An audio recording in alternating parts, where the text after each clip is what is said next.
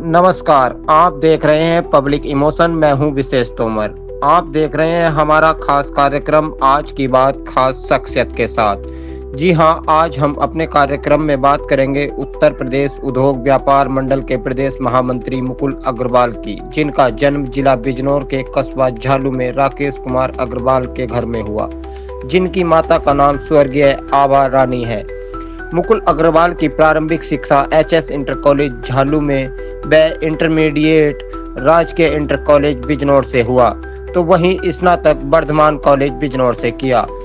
तो एमए की पढ़ाई राजनीतिक शास्त्र में गुलाब सिंह महाविद्यालय चांदपुर से पूरी की। उनकी 2 छोटी बहनें भी हैं। वहीं मुकुल अग्रवाल की बचपन से ही सामाजिक और राजनीतिक कार्यों में रुचि रही है। मुकुल अग्रवाल भाजपा नगर मंडल में नगर महामंत्री भी रहे। वहीं पश्चिमी उत्तर प्रदेश उद्योग व्यापार मंडल में 2000 में शामिल हुए। पहले वह जिला उपाध्यक्ष युवा, फिर जिला महामंत्री युवा, प्रदेश उपाध्यक्ष युवा, प्रदेश महामंत्री युवा, प्रदेश अध्यक्ष युवा और फिर प्रदेश महामंत्री निर्वाचित हुए। 14 सितंबर 2025 को बिजनौर में आयोजित प्रदेश स्तरीय चुनाव में तीसरी बार निर्विरोध प्रदेश महामंत्री उनको चुना गया। मुकुल अग्रवाल व्यापारियों की एकता, सम्मान और उनकी समस्याओं को सरकार तक पहुंचाने का कार्य करते हैं।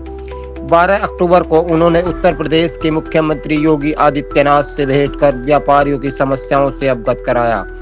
व्यापारियों की समस्याओं को हमेशा आगे बढ़कर उठाते हैं और सरकार व प्रशासन तक पहुंचाने का कार्य करते हैं। आइए आपको दिखाते हैं मुकुल अग्रवाल की पब्लिक इमोशन के साथ खास बातचीत।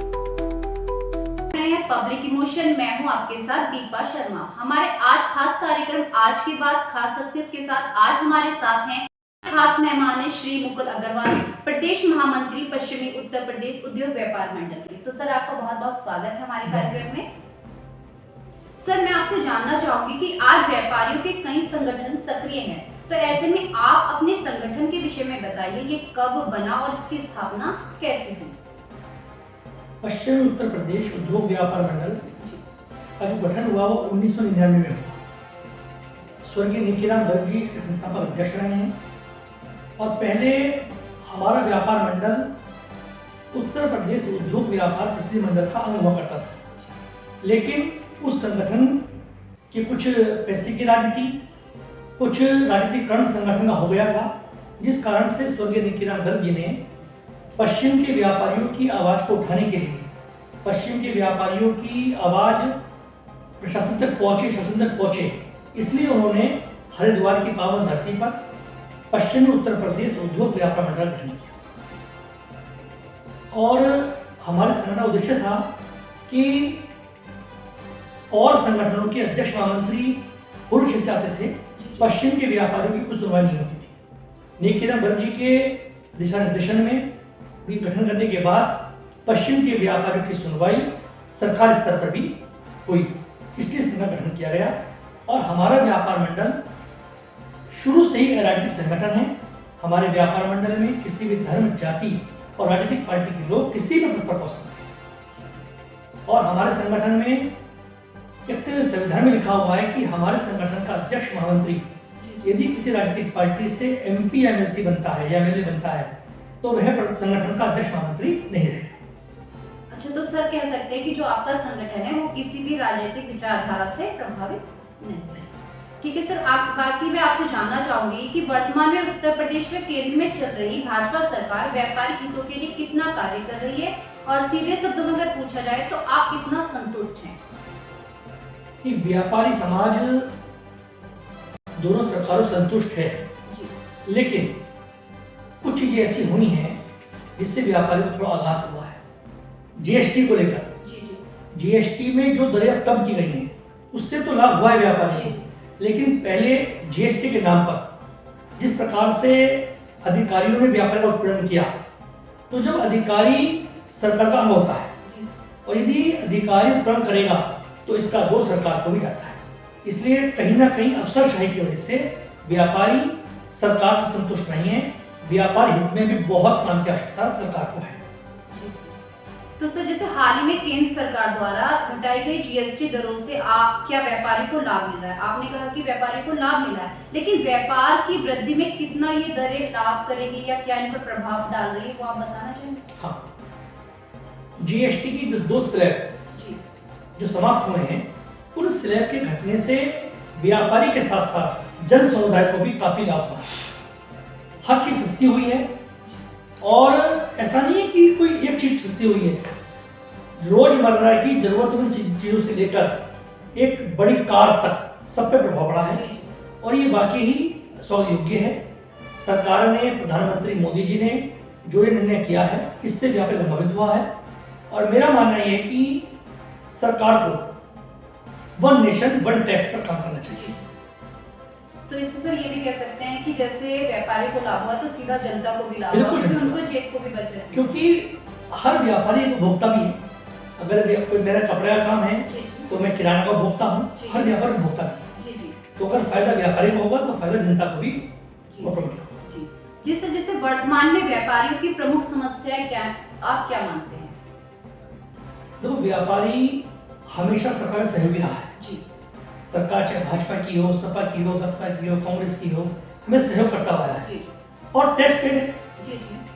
इसमें सरकार को चाहिए कि कम से कम व्यापारी पूरा टैक्स देता है, ईमानदारी से काम नहीं करता है।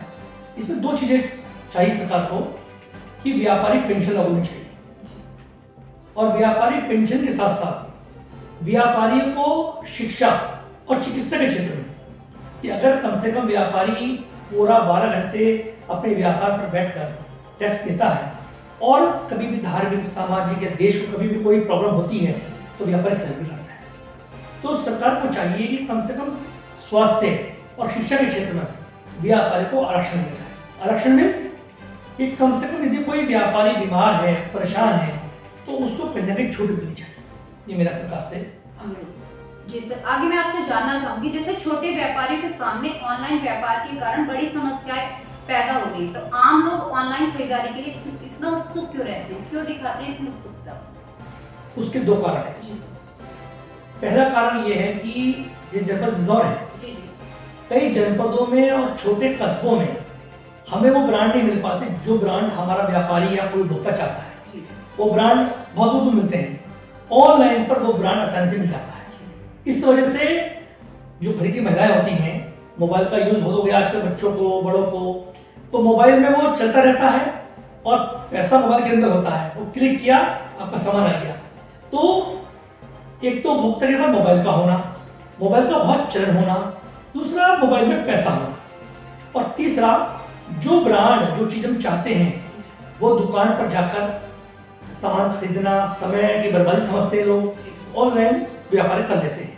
लेकिन इसका कुप्रभाव बहुत है। इसका ऑनलाइन हम अपने व्यापार मंडल की कई मंचों से भी मांग करते हैं कि सरकार को ऑनलाइन व्यापार चलाना भी है तो कम से कम ऑनलाइन व्यापार पर इतना टैक्स दें जिससे कि वो चीज़ थोड़ी सी कॉस्टली हो जाए कि जो खुदरा व्यापारी है, छोटा व्यापारी, छोटे कस्बे का व्यापारी है, उसको परेशानी ना हो सके। आज क्या हो रहा है कि बाजार खाली पड़े हैं और इसका असर सरकार को पड़ेगा, क्योंकि धार्मिक, सामाजिक आयोजनों में आप देखते हैं कि क्या हो रहा है, चंदा व्यापारी देता है, ऑनलाइन पर चंदा नहीं देता। तो मेरा मानना ये कि ऑनलाइन व्यापार पर अंकुश होना चाहिए और इसका प्रभाव खुदरा बाजार पर पड़ेगा तो छोटा व्यापारी मर है।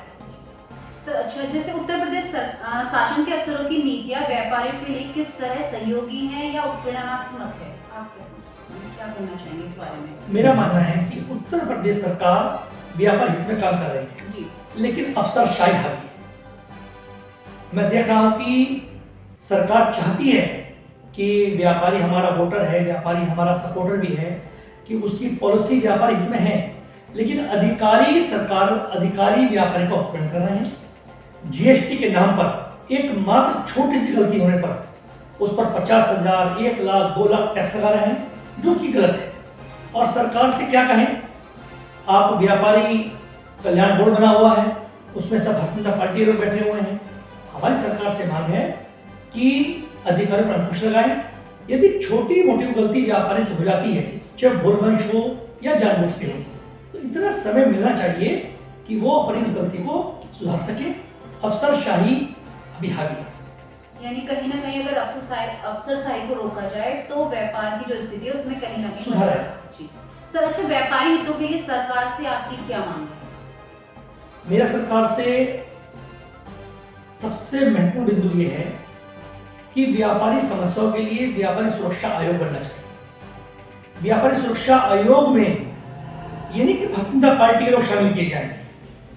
अगर उनको ऑर्गेनाइज करना भी है तो चेयरमैन बना दें, अध्यक्ष बना दें बीजेपी का, लेकिन व्यापारी सुरक्षा आयोग में प्रत्येक व्यापार मंडल के अध्यक्ष महामंत्री को उसमें बतौर सदस्य शामिल करना चाहिए, जिससे कि वो व्यापारी नेता व्यापारियों की समस्या को सरकार द्वारा उस व्यापार कल्याण बोर्ड के व्यापारी सुरक्षा आयोग के माध्यम से सरकार को अपनी आवाज पहुंचा सके।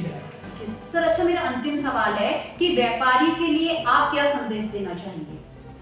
व्यापारियों को मेरा सिर्फ ये संदेश है कि संगठित रहें, और सबसे महत्वपूर्ण बात यह है कि राजनीतिक पार्टियों के चक्कर में अपने व्यापार को बर्बाद ना करें। अपने व्यापारी नेताओं को अपने नगर के, जिले के, प्रदेश के जो भी उनके नेता हैं उनको सम्मान दें, क्योंकि जब तक आप उनको सम्मान नहीं देंगे तो मैं समझता कि व्यापारी हित संभव है।